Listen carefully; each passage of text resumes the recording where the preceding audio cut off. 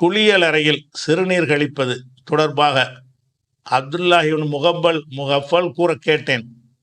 நபிசல்ல அவர்கள் தடை விதித்ததாக கூறினார்கள் என்று புகாரி 4842 ஹதீஸில் உள்ளது.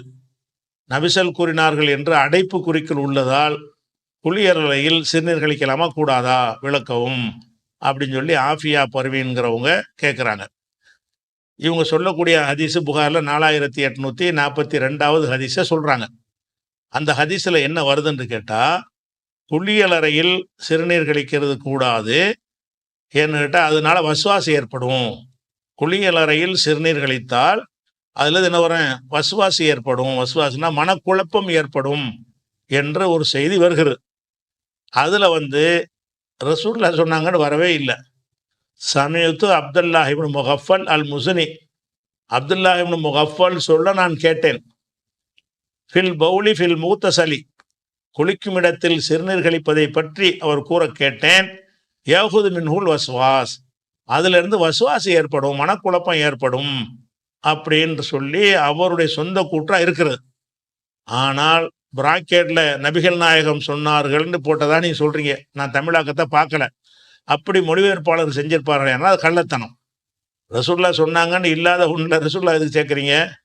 மூலத்தில் இல்லை. மூலத்தில் அப்துல்லாஹிபின் முகஃபல் என்கிற ஒரு சஹாபி சொந்தமாக அவருடைய வார்த்தையாக சொன்னதாகத்தான் அதில் வருகிறது.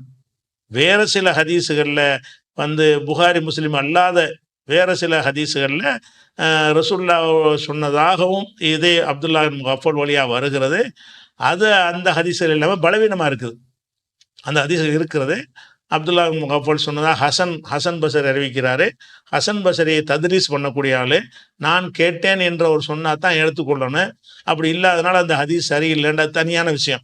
அது ஹதீஸ்களை அறிஞர்களால் ஏற்கத்தகாத ஹதீஸாக இருக்குது. இது சனது கரெக்டாக இருக்குது. சனது கரெக்டாக இருந்தாலும் எது வரைக்கும் சனது?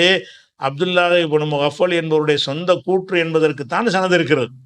ரசூலுல்லாஹ் சொன்னாங்க என்பதற்கு என்ன இல்லை, எந்த ஒரு சனதும் கிடையாது. அதனால் சிறுநீர் கழிப்பது குளிக்கும் அறையில் சிறுநீர் கழித்தல் என்பது அப்படி தடையெல்லாம் ஒன்றும் கிடையாது. நீங்களாம் என்ன செய்யலான்னு கேட்டால், ஒரு குளிக்கிறோம், அதில் போய் சிறுநீர் கழிச்சோம்னா தெறிக்கும், அது நம்மளால் விளங்கி கொள்ளக்கூடியது இருக்குல்ல. அது கூட இந்த நவீன காலத்தில் அது இல்லை.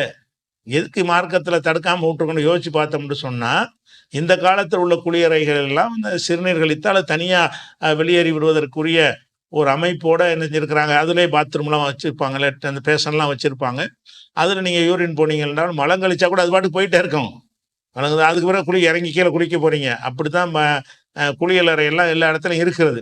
அப்போ சிறுநீர் கழிக்க கூடாதுங்கிற ஒரு தடையெல்லாம் கிடையாது. அது அந்த காலத்தில் அப்படி இருந்தால் பிரச்சனைகள் வரும்னாலும் ஹதீஸில் என்ன